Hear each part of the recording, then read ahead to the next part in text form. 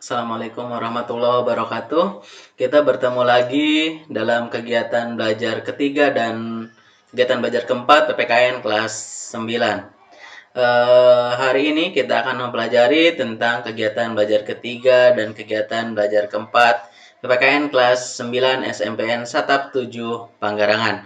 Alangkah lebih baiknya sebelum kita memulai pelajaran hari ini, alangkah lebih baiknya kita berdoa terlebih dahulu. Berdoa dimulai.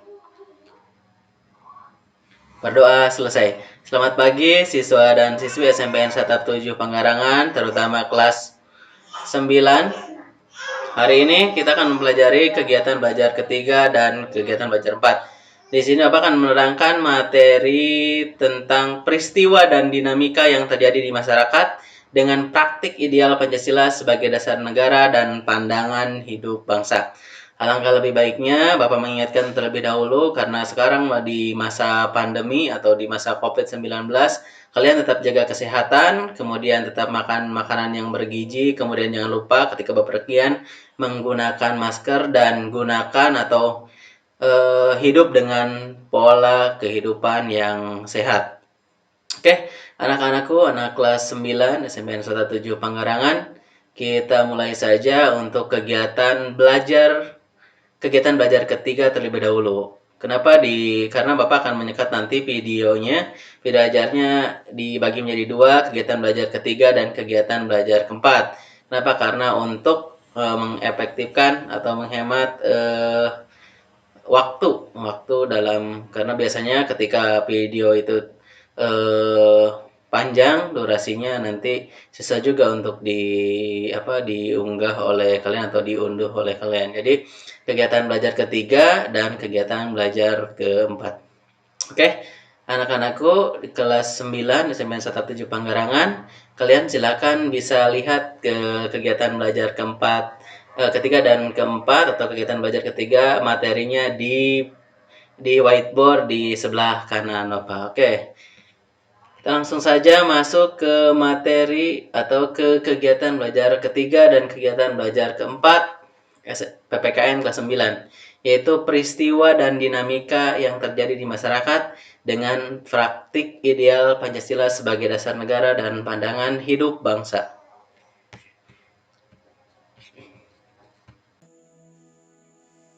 Oke, sebagai pandangan hidup bangsa. Oke, selanjutnya di sini ada, kalian silakan bisa dilihat nanti ada kompetensi dasar kompetensi dasarnya kalian silakan bisa dilihat nanti di modul yang akan Bapak berikan atau Bapak bagikan di WA grup kelas 9. Kemudian nanti untuk yang luring nanti juga akan di print out, kemudian akan dibagikan kalian. Ini ada kompetensi dasar, silahkan kalian baca nanti kompetensi dasarnya, kemudian tujuan pembelajarannya.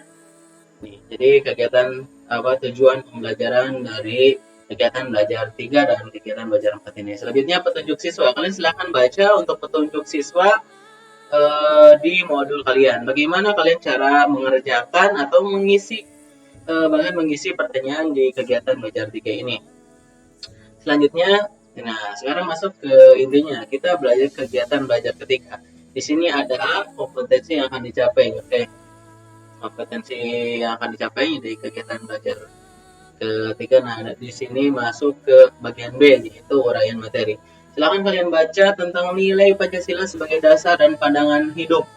Nah, kalian baca, silakan disimak materinya sampai dengan selesai. Ingat ya, jangan dulu mengerjakan pertanyaannya. Walaupun di modul itu biasanya kebanyakan kali itu mengerjakan pertanyaannya dulu, baru dibaca materinya. Yang bagus itu atau yang baik adalah kalian baca dulu uraian materinya.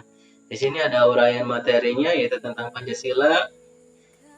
Banyak sekali, silakan kalian dibaca, kemudian dipelajari, kemudian dianalisis. Nah, setelah kalian membaca materinya, nanti kalian akan bertemu dengan bagian C. Bagian C ini adalah bagian tugas. Nah, di bagian tugas ini kita bahas satu persatu. Bagian tugas di sini ada bagian nama. Nah, kalian silakan isi bagian nama, misalkan kalian isi misalkan namanya Andik Saputra, misalkan ya. Bapak kasih contoh saja, misalkan ya nama siswanya, ya maaf, ya nama siswanya tuh banyak ya. Nama siswanya misalkan Ande Saputra. Ya kelasnya tentu ya karena kalian adalah kelas 9 ya kelas 9 diisi seperti itu ya. Misalkan ini contoh saja. Selanjutnya bagian tugas. Di sini kalian silakan Bapak akan bacakan dulu tugas kegiatan belajar ketiga ya. Ini masuk ke tugas bagian belajar ketiga. Untuk siswa yang memiliki pembelajaran daring, jawaban diketik pada Microsoft Word atau Word dokumen atau ditulis tangan dengan mengunggah, mengupload hasil kerjaan kalian lalu kirimkan ke nomor WA guru atau guru PPKN ya, tentunya di sini ke nomor WA Bapak saja. Sedangkan kalian yang daring yang ada jaringannya, sedangkan kalian tulis jawabannya kemudian difotokan nanti dikirimkan ke WA Bapak, boleh di Messenger, di WA dan lain sebagainya. Di Telegram juga boleh kalau ada yang menggunakan Telegram.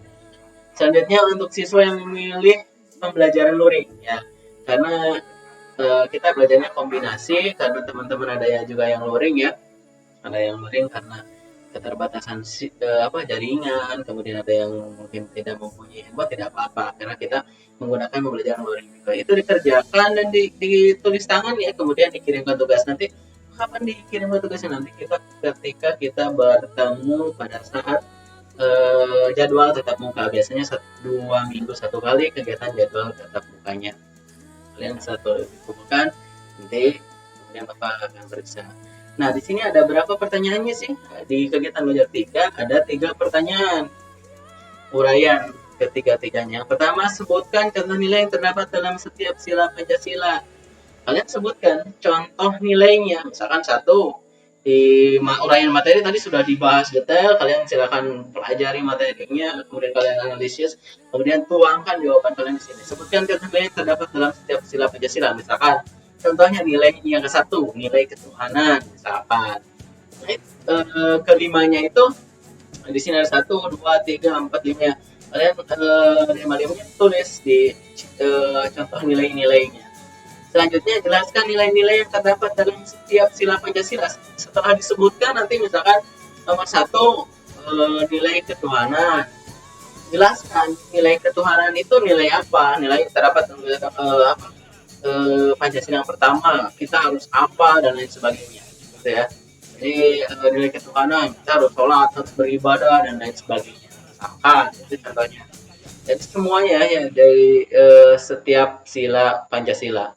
Jelaskan nilainya. Tadi diketahui dulu nilainya apa saja, baru dijelaskan. Kemudian yang ketiga, bandingkan antara praktik ideal Pancasila sebagai dasar negara dan pandangan hidup bangsa dengan kenyataan di masa depan. Nah, di sini kan, maaf. Nah, di sini ada 5 sila ya, jelas ya bunyi Pancasila itu 5 di Indonesia, mau di Jawa Barat, mau di Banten, mau di Papua, Pancasila ya tetap bunyinya 5. Tidak misalkan karena Papua jauh jadi bunyi Pancasilanya 10 misalkan, itu kan harus berubah berarti namanya, karena namanya Pancasila. Panca itu artinya 5, sila itu artinya dasar, ya tetap dimanapun ya 5, di Papua 5, di Banten 5, di Jakarta 5 gitu. Sila-sila Pancasila misalkan kalian tuliskan saja.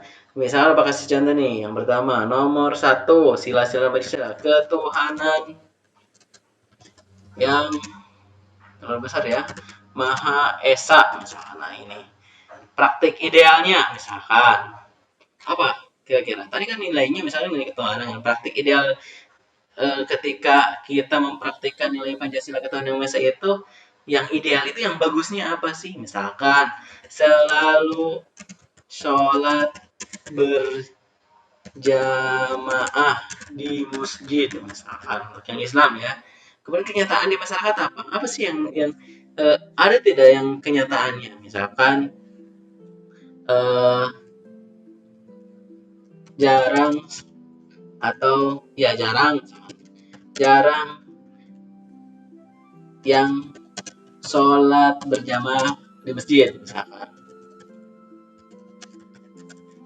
Nah itu kan Itu kenyataan di masyarakat. Masyarakat itu apa sih, Pak? Jadi ada yang nanya, masyarakat itu apa? Masyarakat adalah sekelompok orang yang tinggal di daerah tertentu yang memiliki keterikatan atau keterikatan adat istiadat. Itu yang disebut dengan masyarakat, atau bahasa kitanya disebut dengan ya kampung, di kampung kalian nih. Bagaimana kenyataan? Misalkan praktik idealnya, contoh lagi, misalkan harus rajin ngaji, tapi kenyataan di masyarakat banyak anak yang tidak ngaji. Nah, itu juga kenyataan yang ada di masyarakat. Silakan kalian tuliskan sebanyak mungkin, semakin banyak semakin bagus. Kemudian kalian tulis sesuai dengan kenyataan di masyarakat ini ya, harus sesuai dengan kenyataan di masyarakat. Kenapa kalau tidak kenyataan di masyarakat berarti bohong dong? Kalau bohong berarti ya sama saja dengan mengingkari atau tidak memperhatikan nilai Pancasila tersebut.